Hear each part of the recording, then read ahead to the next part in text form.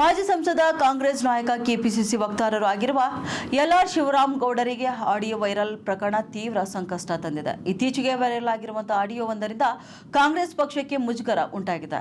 ಅದು ಶಿವರಾಮೇಗೌಡ ವಿರುದ್ಧ ಕ್ರಮ ಕೈಗೊಳ್ಳುವಂತೆ ಮಂಡ್ಯ ಜಿಲ್ಲಾ ಕಾಂಗ್ರೆಸ್ ನಾಯಕರೇ ಒತ್ತಾಯಿಸಿದ್ದಾರೆ.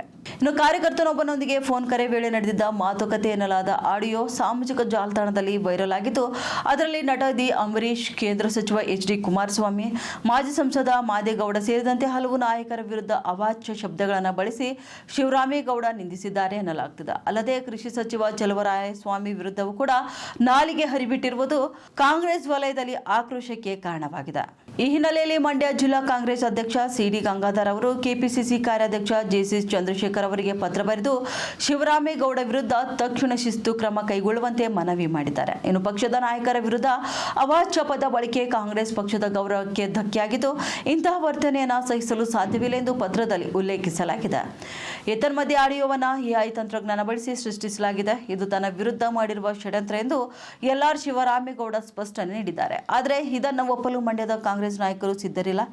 ಶಿವರಾಮೇಗೌಡ ಈ ಹಿಂದೆ ಜೆಡಿಎಸ್ನಲ್ಲಿದ್ದಾಗಲೂ ಕೂಡ ಇದೇ ರೀತಿಯ ಆಡಿಯೋ ವಿವಾದ ಉಂಟಾಗಿತ್ತು. ಕೊನೆಗೆ ಎಚ್.ಡಿ. ಕುಮಾರಸ್ವಾಮಿ ಅವರು ಶಿವರಾಮೇಗೌಡರನ್ನ ಪಕ್ಷದಿಂದ ಉಚ್ಚಾಟಿಸಿದರು ಎಂಬುದು ಗಮನಾರ್ಹವಾಗಿತ್ತು.